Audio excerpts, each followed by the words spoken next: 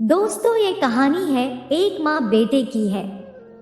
जो माँ से प्यार तो करता था लेकिन अपनी पत्नी के कारण बहुत परेशान था क्योंकि उसके बच्चे और पत्नी को माँ पसंद नहीं थी। पूरी कहानी क्या है, आइए शुरू करते हैं। नरेश बहुत परेशान रहता था। उसे समझ में नहीं आ रहा था कि वो इस परिस्थिति से कैसे निपटे। वो अपनी माँ को बहुत चाहता था किंतु उसकी पत्नी और बच्चे उसकी माँ से बहुत दूर भागते थे क्योंकि उसकी माँ की एक आंख नहीं थी, साथ ही उसकी कमर भी झुकी हुई थी। वैसे वह अपना काम सब खुद कर लेती है किंतु फिर भी वो उसकी पत्नी और बच्चों के लिए हमेशा खटकती है। दादी, आप ऊपर के कमरे में जाओ, मेरे दोस्त आ रहे हैं, नरेश के बेटे गौरव ने बड़े बेरुखी से कहा। पर बेटा, मैं तो यहाँ बहुत दूर बैठी हूँ, नरेश की माँ ने बहुत प्यार से कहा।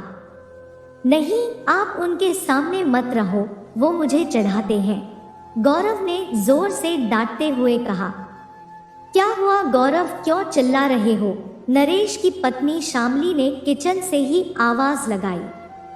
देखो ना माँ, ये दादी यही ड्राइंग रूम में बैठी है और मेरे दोस्त आ रहे हैं, गौरव ने शिकायत भरे लहजे में कहा। माँ जी, आप ऊपर चली जाओ, क्यों हम लोगों को लजवाती हो, शामली ने बेटे का पक्ष लेते हुए कहा। बेचारी बूढ़ी दादी चुपचाप उठकर डंडे के सहारे ऊपर जाने लगी। कमर झुकी होने के कारण उन्हें ऊपर चढ़ने में बहुत परेशानी हो रही थी किंतु वो पूरी ताकत से ऊपर के एक अकेले कोने वाले कमरे में जाकर बैठ गई। नरेश बाजू के कमरे से सब सुन रहा था। उसे कष्ट हो रहा था कि उसकी माँ को अपमानित होना पड़ रहा है किंतु वो असहाय था। अगर वो कुछ कहता है तो पत्नी और बच्चे उसका विरोध करने लगते हैं। दूसरे उनके तर्क भी सही लगते हैं। चूंकि वो एक प्रशासनिक अधिकारी था, उसका सामाजिक स्तर बहुत ऊंचा था, उसकी ससुराल भी एक उच्च घराने में थी, इसलिए वह चुपचाप इस तरह हर दिन अपनी माँ को अपमानित होते देखता रहता था। रात को नरेश की पत्नी ने कहा, देखो जी, अब कुछ करो।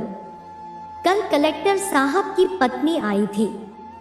माँ जी अपनी देशी धुन धारा में उनसे मिली। मुझे बहुत शर्म आ रही थी बताते हुए कि ये मेरी सास है। मैंने कह दिया कि दूर की रिश्तेदार है, इलाज कराने आई है। नरेश को रोना आ गया किंतु फिर भी वह चुप रहा। उसे समझ में नहीं आ रहा था कि वो क्या करे। अपने बेटे की मनोस्थिति को माँ अच्छी तरह से जानती थी और बेटे को कोई कष्ट न हो इसलिए वो हर बात को चुपचाप सह लेती थी। नरेश बहुत उदास रहने लगा। एक तरफ परिवार और सामाजिक स्तर पर जीने की प्रतिबद्धता थी तो दूसरी ओर माँ। आखिर माँ से अपने बेटे की यह हालत नहीं देखी गई।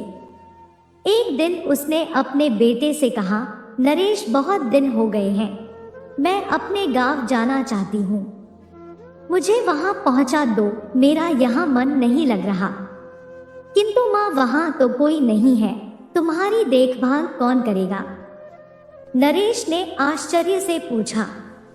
तो शामली मौका देखते हुए, अरे सब गांव वाले तो हैं और वो तुम्हारे मामा जी तो उसी गांव में रहते हैं और फिर हम सारी व्यवस्थाएं कर आएंगे ना। शामली को तो जैसे मन की मुराद मिल गई हो।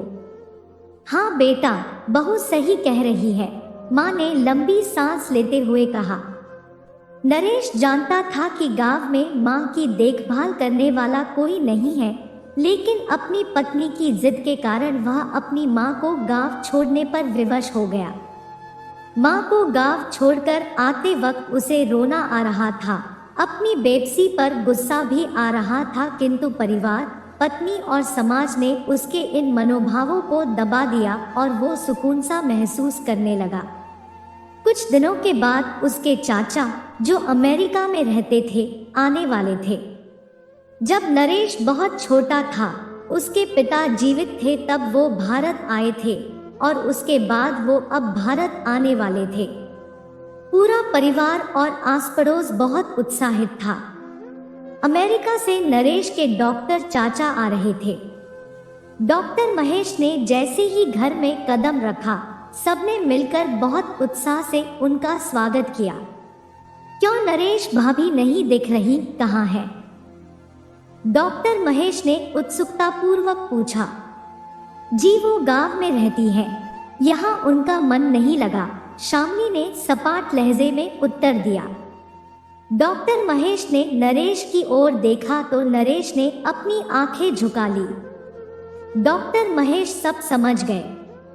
बोले, कल हम भाभी से मिलने गांव चलेंगे सब लोग। दूसरे दिन सभी लोग गांव के घर में पहुंचे। देखा कि माँ को बहुत तेज बुखार है और वो पलंग पर असहाय पड़ी है। डॉक्टर महेश दौड़कर उनके पास गए, उनके पैर छूकर रोने लगे। उनकी ये हालत उनकी कल्पना से परे थी। वाह बेटा नरेश, तूने तो नाम उजागर कर दिया। अपनी माँ की ये हालत देखकर तुझे तो शर्म भी नहीं आ रही होगी, डॉक्टर महेश ने नरेश को लगभग डांटते हुए कहा। नहीं देवर जी, नरेश का कोई दोष नहीं है। मैं खुद गांव आई थी, माँ ने अपने बेटे का बचाव किया। मुझे सब पता चल गया भाभी, आप चुप रहो। क्यों बहू, तुम्हें अपनी सास की कुरूपता पसंद नहीं है? समाज में तुम्हें नीचा देखना पड़ता है ना?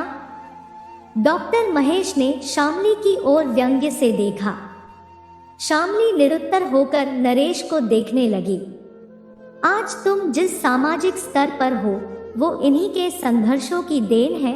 और बेटा नरेश, तुम्हें शायद मालूम न हो कि बचपन में जब तुम 1 साल के थे तब छत से नीचे गिरने के कारण तुम्हारी एक आंख फूट गई थी और तुम्हारी रीढ़ की हड्डी में भी समस्या थी।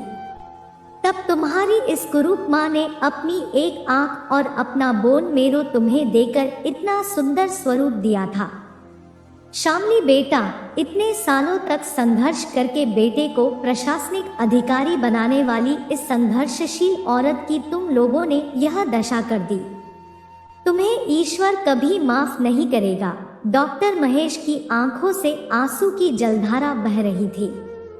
अब भाभी, आप मेरे साथ अमेरिका जाएंगी, यहाँ इन स्वार्थी लोगों के बीच नहीं रहेंगी, डॉक्टर महेश ने उनसे कहा।